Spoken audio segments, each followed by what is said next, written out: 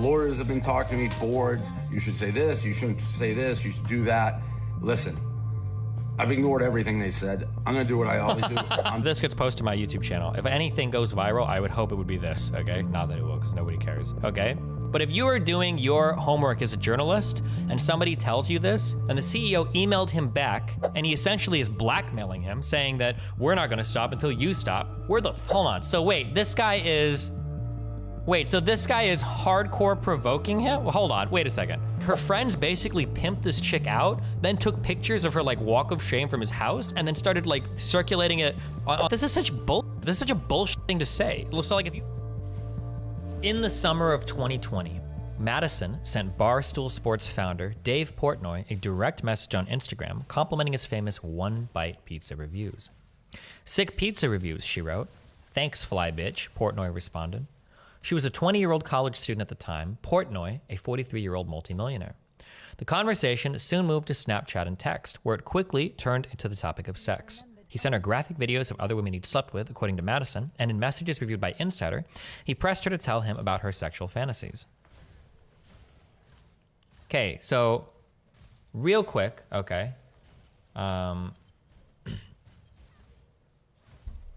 know that people have gotten mad at me for this take before. I don't care.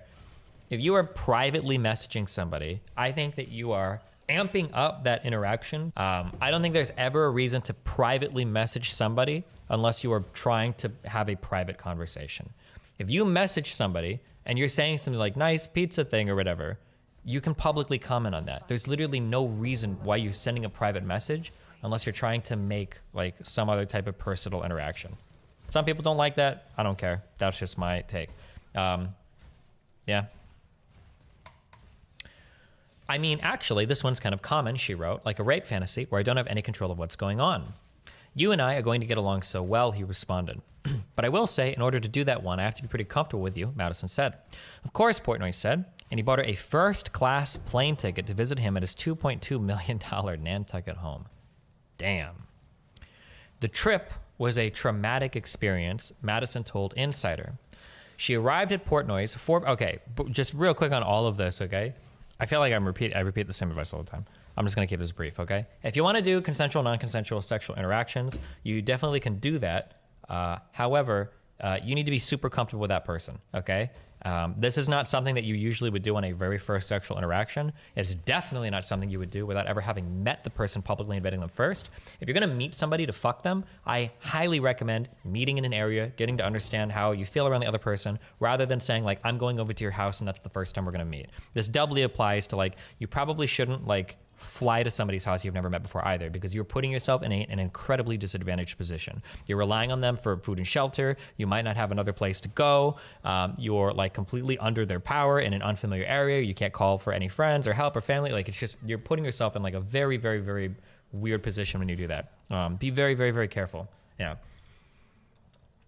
She arrived at Portnoy's 4-bedroom home about 3 p.m., tired enough from her travels that she didn't mind when Portnoy told her that they would order a pizza instead of going out. Still, she was surprised to find him nothing like his charismatic online persona. He was very rude. He wasn't funny at all. He just reminded me of a boring, grumpy old man, Madison said. These are all things that you could totally pick up on if you have a public interaction first. Remember, people that you see online, unless they're me, because I'm real as fuck, okay? But everybody else you see online is gonna be totally different in real life, okay? Half the motherfuckers you watch on this shit are actors. They don't mean half the shit they say. They don't care about anything. They don't give a fuck about anything. They lie to you on their fucking streams because they're dog shit human beings. Not really, I don't mean that. But people put on a show for their streams and YouTube channels, of course. They're not always gonna come off in real life or be in real life the exact same type of person you would expect them to be based on what you've seen. It'd kind of be like meeting like Leonardo DiCaprio. The survivors, gemlings both, their skin shrivels and grays to the hue of necrosis. Their gems flare with unholy luster, their eyes black as hatred.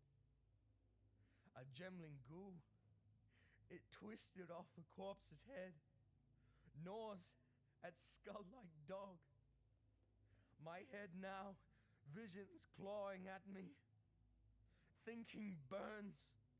I see horror. Envy the mute corpses at my feet. and thinking that he would like, you know, drown in the bottom of the Pacific or wherever the fuck that was Titanic was sailing because he loves you so much, right?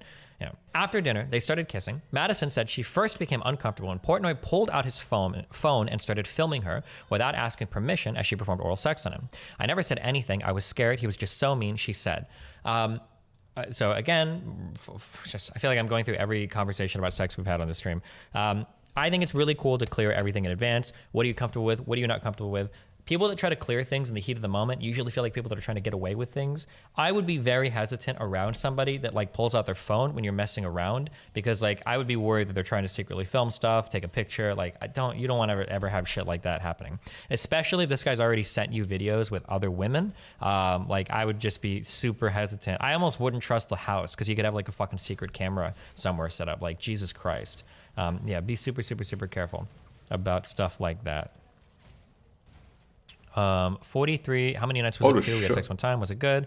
And it was so rough. I felt like I was being raped. He videotaped me and spit in my mouth and choked me so hard I couldn't breathe. And I heard I was literally screaming in pain. Man. Oh, this is creepy. That's, oh man. I don't. Not to speak. If I speak, I am in big trouble. In big trouble. And I don't want to be in big trouble. This is like a worst case scenario for all parties involved. If you're telling somebody that you want to meet up with somebody for a consensual, non-consensual experience, you're basically saying there's like, I don't know, this is going to sound like victim blaming. I'm not trying to victim blame. But damn, dude, I'll meet so many girls that do this. Girls will go to your house like without ever having met you before. Even on Tinder, it's actually so crazy. Don't do this, okay? Never go to a guy's house the first time you meet them. Always meet them publicly first. If you do go to somebody's house, make sure that you leave the address and phone number with at least one friend. Make sure that you set up a time where you check in with somebody. Hey, I'm gonna go hang out at David's house. He's a guy I met on Tinder. We've already gone out to eat twice. He's cool. I'm gonna go to his house. I'm gonna call you by like 10 o'clock or text you. If I don't, then call me or come find me or call the fucking police, right? Like, you should just be safe. Like, always assume that like everybody's gonna try to fucking like kill you, especially because a lot of people are like selfish and fucked up and like, you know, it's not that they're evil, but that they're trying to get everything they can with without necessarily being concerned with your, you know, well-being. Hold on 1 second. How do we handle people that will not acknowledge there are steps to be taken to be safe without it being seen as victim blaming? I think it just depends on how you deliver the message, but I don't know. Who knows? It is what it is. Key fact here: she never said she wanted to do rape fantasies with him. She said she would have to be comfortable with the person first. Portnoy made the dangerous assumption she would be comfortable within their first meetup. Yeah, maybe, who knows? But okay. From there, things escalated until, as Madison put it, I felt like I was just a human sex doll. 2 days later, Madison texted a close friend. It was so rough, I felt like I was being raped. He videotaped me and spit in my mouth and choked me so hard I couldn't breathe. She wrote a message to me by Insider, and it hurt, and I was literally screaming in pain. She recalled crying and shouting, too much, and it hurts. It was so painful, Madison said. I kept trying to get away, and he was like, stop running away from me, stop running away from me. But Portnoy just said, but Portnoy, she said, just went harder. Madison's flight home wasn't until 2 days later, so she slept on Portnoy's couch both nights. They did not have sex again. Creepy. What the fuck? Did you see the legal eagle video on the Alec Baldwin shooting? No. Dave Portnoy makes no secret of the fact that he likes to have sex with young women and to push the boundaries of what is considered socially acceptable. In many ways, that image is at the core of the brand that has made him one of the wealthiest and most powerful figures in digital media. There are the rape jokes, his repeated use of the N-word on camera, really, and his harassment of female journalists. Last July, he released a viral TikTok video that offered women 3 tips for how to slide into a celebrity's DMs. Be very hot.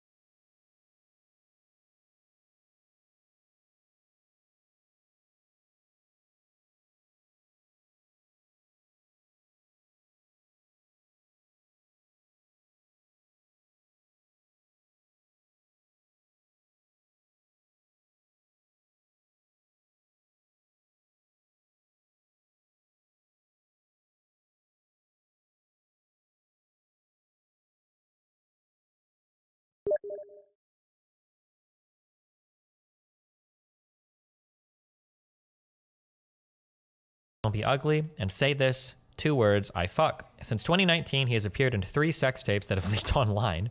Jesus. The stock price of Barstool's parent company plunged after the most recent leaked video, in which he violently chokes a woman using a collar and leash. Both Portnoy and the woman said the encounter was consensual. I tried to sling it, Portnoy responded at the time. I've gotten better. For years, Portnoy has managed to escape scrutiny. His behavior and comments weren't just accepted, they were expected and commoditized. A 2020 Barstool documentary series produced by media company featuring Portnoy forcefully digitally penetrating a sex doll while donning a tuxedo, later declaring himself the Finger King. Young men who call Portnoy El Presidente follow the mogul's every move, buying up Barstool merchandise printed with logos like Team Portnoy and Portnoy/Musk 2024. Oh. Jesus. Young women tag him in provocative videos and photos in an attempt to get his attention. The woman who appeared in his 3rd leaked sex tape even went on a publicity blitz this past May to defend him. In October, when Portnoy visited the campus of the University of Tennessee at Knoxville for a college football game, Barstool's official Instagram page posted a picture of a house whose front porch had a huge sign that said, "Dave, come on in, we have pizza and pussy, 10 out of 10. Jesus. Leave me. For many, Dave Portnoy is a hero. But some in his orbit, particularly women, have told Insider that they felt as though he abused his fame and power and put them in compromising positions. Insider spoke with more than 24 people with direct experience with Portnoy and Barstool, including 8 current and former employees. Some women as young as 19, who had no professional connection to Portnoy, recounted having sexually explicit online exchanges with him. 3 of these women said they had sex with Portnoy, now 44, and that the encounters turned into frightening and humiliating experiences that have taken a toll on their mental health. 2, including Madison, said Portnoy both choked and filmed them without advance permission. Another, who has had depression, What said she a was piece of suicidal shit. after the What the 2 fuck? had sex, and all 3 were afraid to speak out, fearing retaliation from the media mogul and his rabid fan base.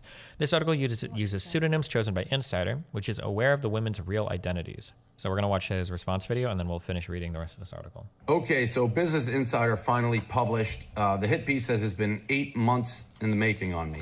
Not the normal hit piece, not the normal stuff about jokes we've made, videos we've made, things we've done at Barstool. This is far more serious allegations, portraying me, painting me really as a sexual deviant. Serious shit. So lawyers have been talking to me, boards, you should say this, you shouldn't say this, you should do that. Listen, I've ignored everything they said. I'm going to do what I always do. I'm just going to tell the truth. Shoot from the hip and tell exactly how I feel and where I'm at. No written statements. Motherfucker. I need this. Just me being me, and it's worked for me for 20 years, and I'm going to tell the truth. Stop stunning me. Let's start with the fact I'm not surprised this article came out. I didn't know what would be in it, but for 8 months, I've had every single girl that I've been remotely associated with, girls I know, girls I've hooked up with, girls I don't know, girls who've posted TikToks of me, being like, hey, just heads up, there's a reporter digging around, basically asking about your sexual habits, like has he done anything like dirty with you? Does he try to get you to do this? All like making it sound like the story was already written, like they're trying to portray you a certain way. I have tons of girls who have documented that was their conversation with the reporter.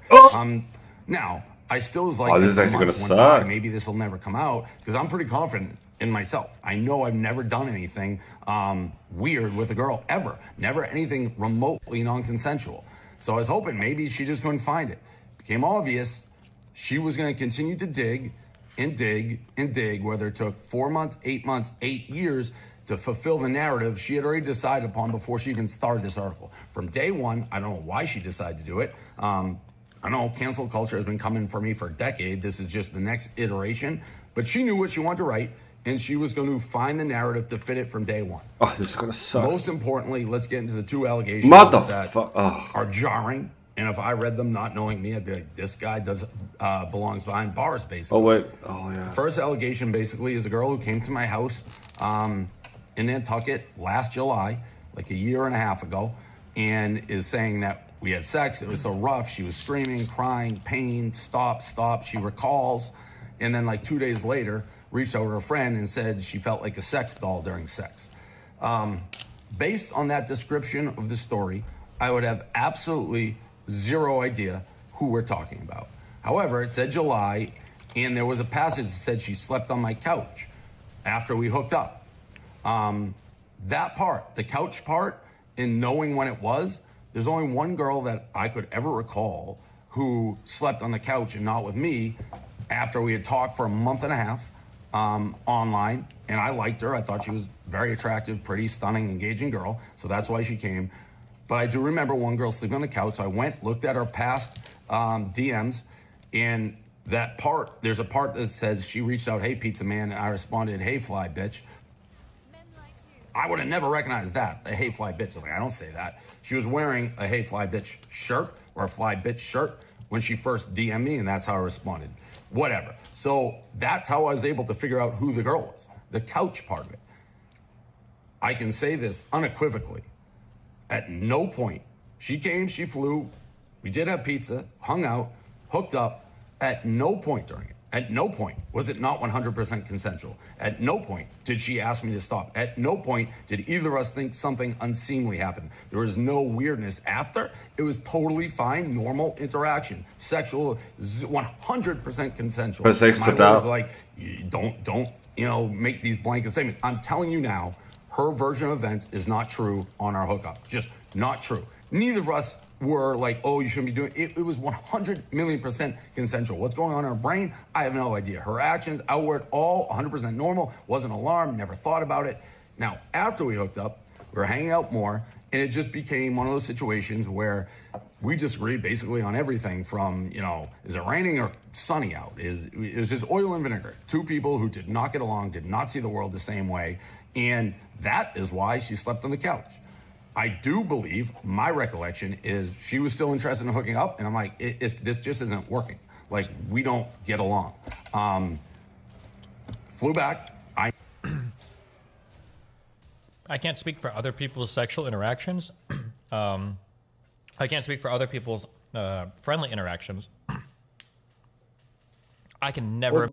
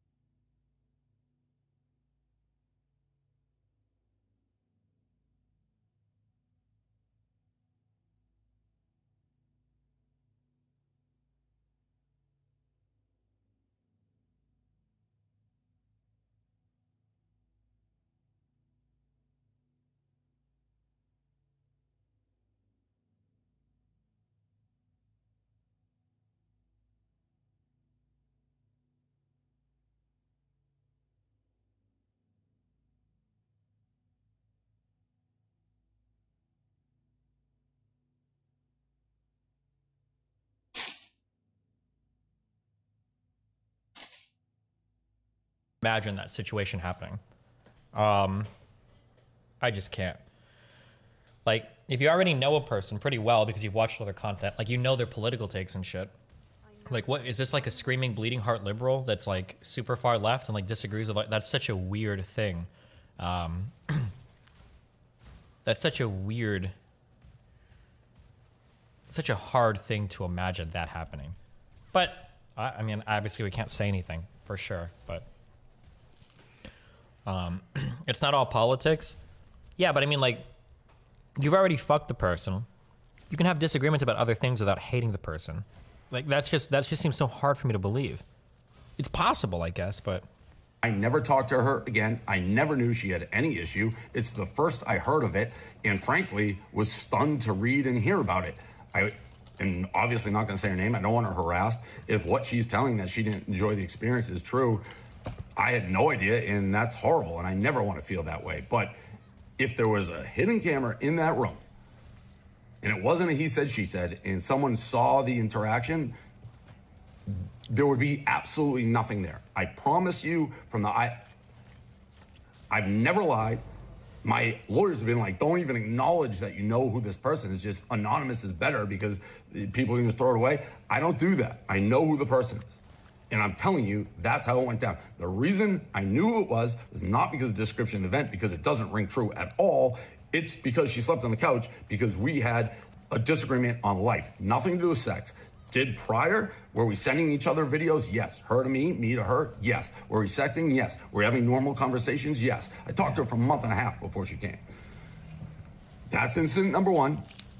Incident number two, I had no idea about, which is basically a girl came over in Nantucket. She DM'd me. She asked to come over. She came over. We hung out by the pool, started hooking up, had sex, and then it says she went home, got super depressed. She took a selfie with me, got super depressed when the selfie circulated, and 3 days later was in the hospital with depression. The mother of this girl apparently called the Nantucket cops. I have never, ever been contacted by any authorities, nobody, nothing, ever, never hints, whispers, nothing, because I've never done anything that's remotely, not consensual. I haven't. So this story, total news to me. The mother's saying there's parties in Nantucket. If you put like a police car, you'll see girls getting dropped off all the time. Totally. I never have people at my house. Rarely. I hate people at my house. Gaz tries to have people I never want. I want to go to bed early. In regards to this girl, again, if she's depressed because she hooked up with me, that's awful. That is freaking awful. I feel terrible about it. I knew who it was because they're making these stories sound like they're all the time. No, when you tell a story, I know who it is because there's any element of truth like this I can put together. I'm not like out running like a madman. So I was able to go back. This girl in question, who supposedly was so depressed by her interactions with me that she ended up in the hospital.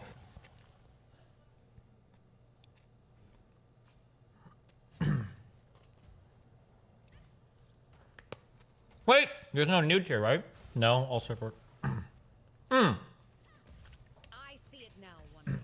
This message is like, okay, I don't know what his experience is or what he's doing. Having messages like, if you don't want to do anything, we won't. That's like a good. It's always good to like, now obviously you can also say that and still push, but she's pushing pretty hard into this.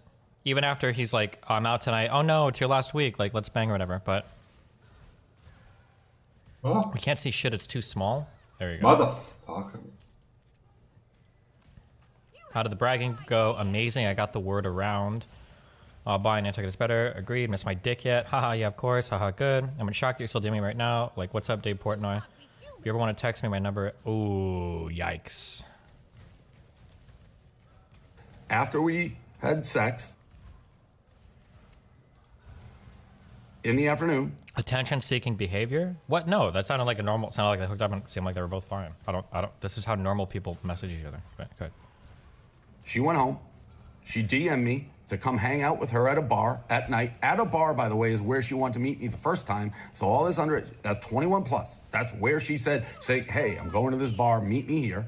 To me, that's pretty black and white. That, again, it's such a strange area to be because it's a sensitive issue and these Oh, she did the thing too. See, guys, I told you. She gave him the number. Text me at this number. Why? We're already talking to DMs. Allegations are horrific. But they're saying she was so depressed by me, suicidal almost, but she was continually hitting me up to hang out. And it was the mother who found the DMs. Maybe she's a shit. I don't know. It's just, I'm telling you the truth. For 8 months, those are the two accusations, sexual nature, that were dug up against me. The first one, I'll never be able to prove my side of the story, ever. It's a he said, she said. I swear to God on my life, I'm telling the truth. The second one, at least I have something to back it up. I don't know what else to do. This reporter had an agenda from day one, from the second she picked up paper. It took her 8 months. I've been mostly single, till recently, for the past 5 years. Well-known, target on my back. People fucking hate me, whether it's because I interviewed Trump or I go on Tucker Carlson. The woke cancel culture wants to cancel me. This is the next escalation. And they're like, oh, he wrote a joke, a rape joke in 2010, which I wouldn't do now. He made a video at a porn convention. He must be a rapist. And let's just dig up every rock. And I'm scared now. I'm scared because they're asking for more. It's like they're asking the internet, tell us bad stories about Dave Portnoy. Well, guess what? A lot of fucking people hate me. I guarantee this, they'll never be able to prove anything, nothing, because nothing's ever happened. But I can't stop it. He said, she said. So yeah, it's fucking scary and it sucks and it's sad that that's the world we live in.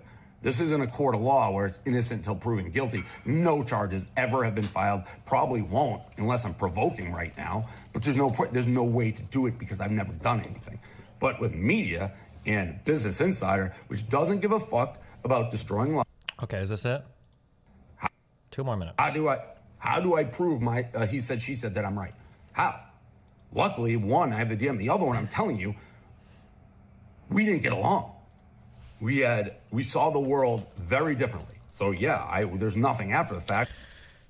So here's let's put on our Death Note hats, okay? So, oh man, I'm gonna give my opinion on this, and then we're gonna finish reading this article. If he was engaging in really bad sexual relationships with girls, and if he is as sexually prolific as he seems to be, I feel like finding these bad stories would be pretty easy. If one of the stories that was wheeled out can be discredited with DMs like this hardcore, and reading these makes me feel like whatever was said after, maybe in this article we're gonna read, maybe there's some big evidence. I'm gonna need to see a lot more than just like a few lines in an article. We're gonna need to see more than that, because this looks really bad.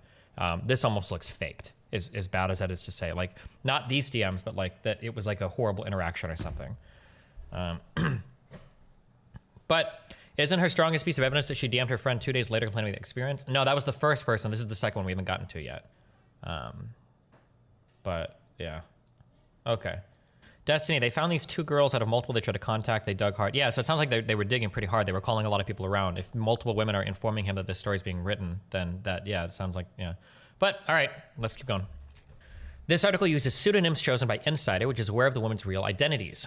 I know how he is when someone goes after him, said the second woman, who said she was both choked and filmed without advance permission. She asked not to have the specific details of her experience publicly revealed, fearing harassment from Portnoy or his fans.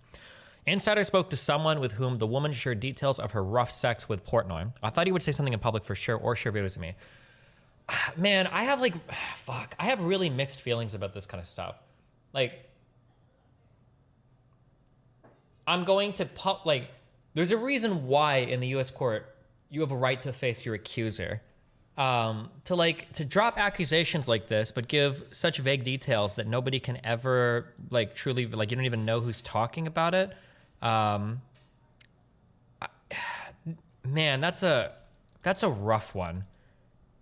Because if something happened, obviously this is horrible. But if something didn't happen, it's also horrible, because Portnoy is fucked and there's literally nothing he can do, right? Like, what do you actually respond with?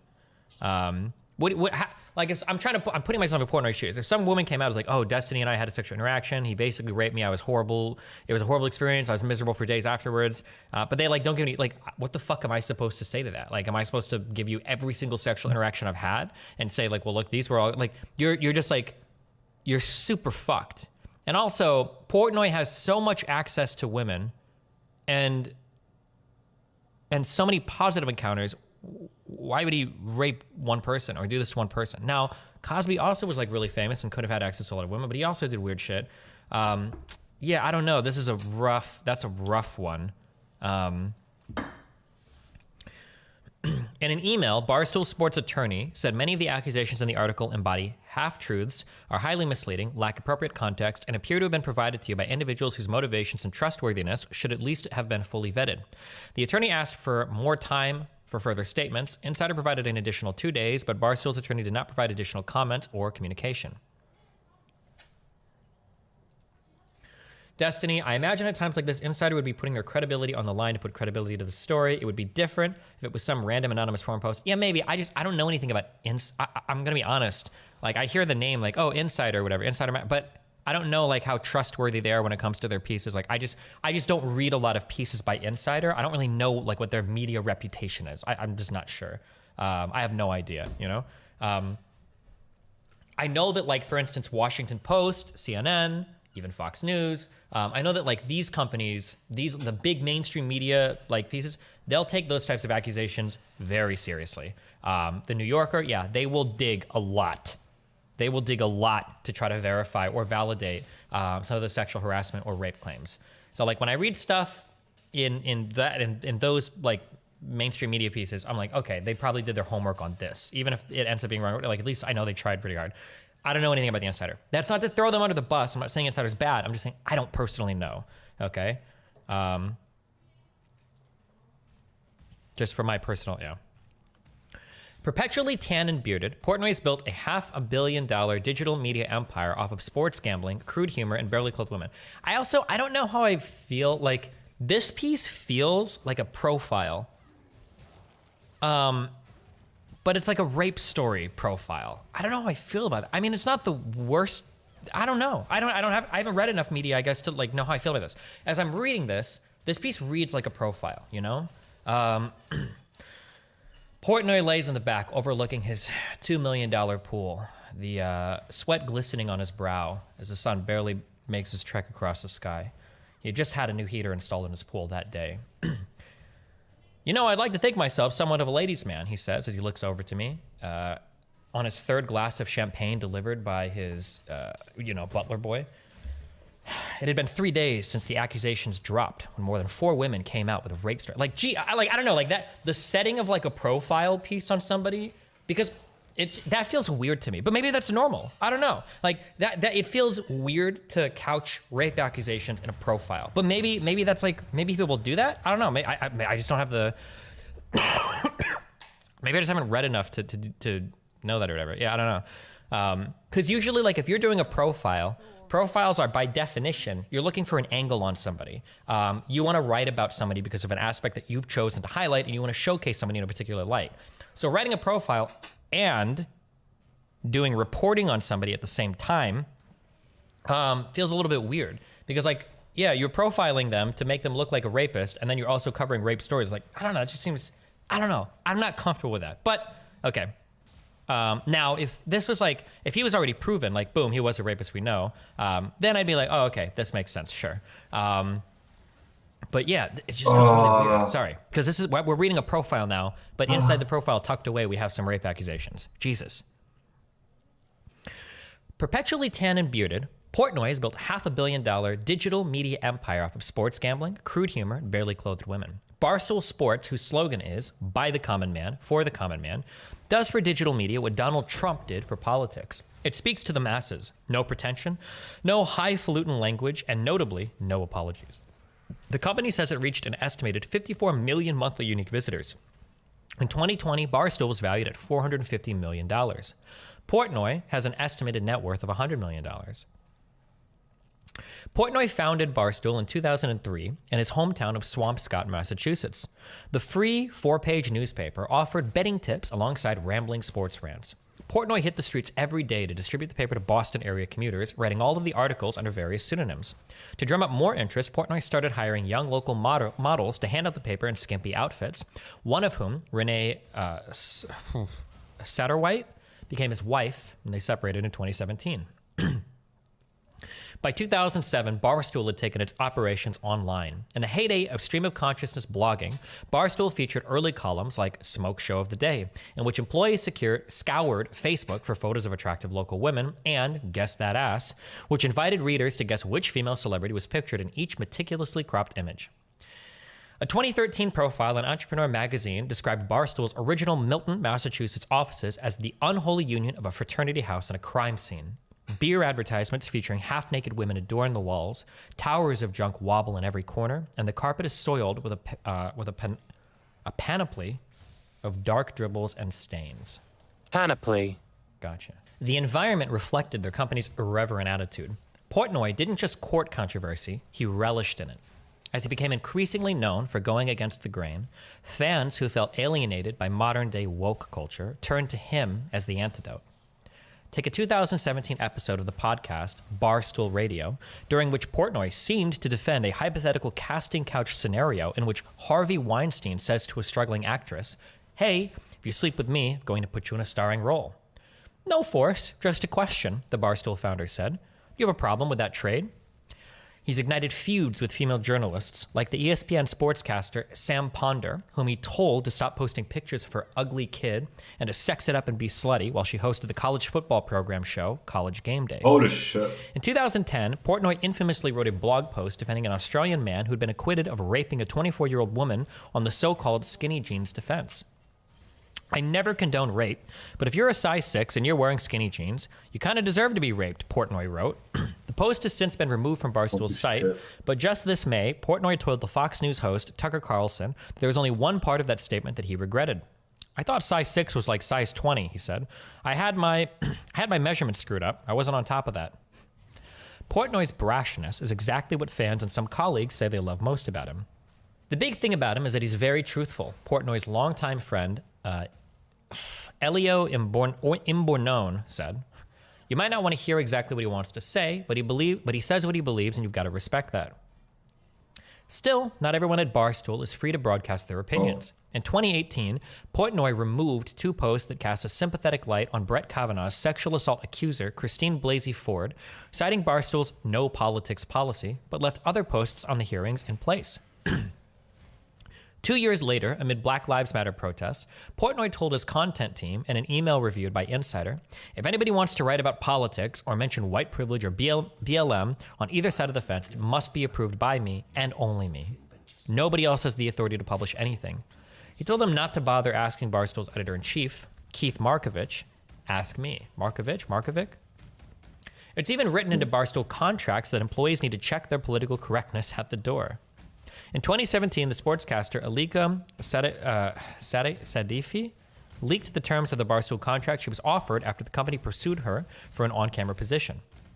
"I understand and acknowledge that as part of my job, I may be exposed to speech and conduct that explicitly relates to sex, sexual orientation, gender, national origin, religion, disability, and age," it said. "I expressly agree and represent that I do not object to being exposed to such speech and conduct, and I do not find it otherwise offensive or objectionable, and that I'm willing to work in such an environment." Sadifi, I don't know how to pronounce the person's name. Shadivil? What? Did not accept the job. Okay, wait, does this have anything to do with like the actual allegations? Damn, bro, we are hardcore poisoning the well. Oh man, all right. So we basically have a guy that's the equivalent of Donald Trump defending rapists. Where is this one gonna go? Jeez. Jesus. Critics of Barstool, both within and outside the company, told Insider there's a real risk to speaking out. The online community of stoolies, as Barstool's fans call themselves, have waged harassment campaigns against detractors. These have included death threats, doxing, online harassment, targeting of people's families, friends, and workplaces. Bob Murchison, a private equity investor with no professional connection to Barstool,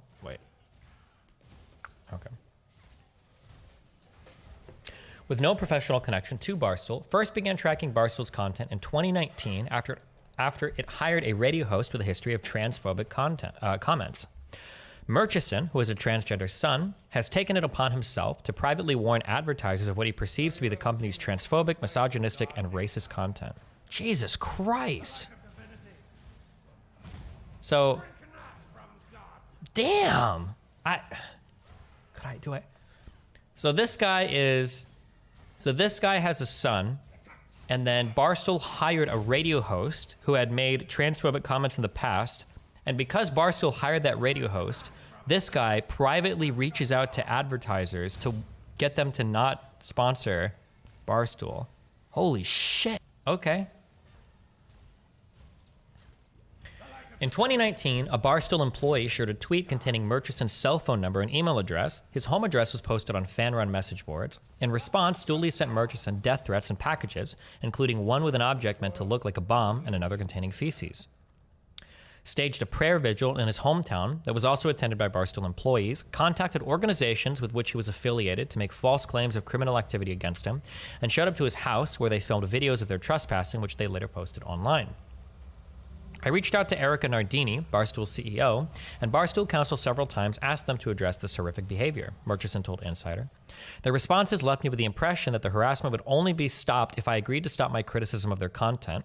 I believe that harassment was intended to intimidate and silence me. Nardini did not respond to our request for comment. Okay, I'm gonna put on my journalism critique boots here, okay? If you are doing your homework as a journalist, if this gets posted to my YouTube channel, if anything goes viral, I would hope it would be this, okay? Not that it will, because nobody cares, okay? But if you are doing your homework as a journalist and somebody tells you this, you need to get the email. Why the fuck wouldn't you post the email?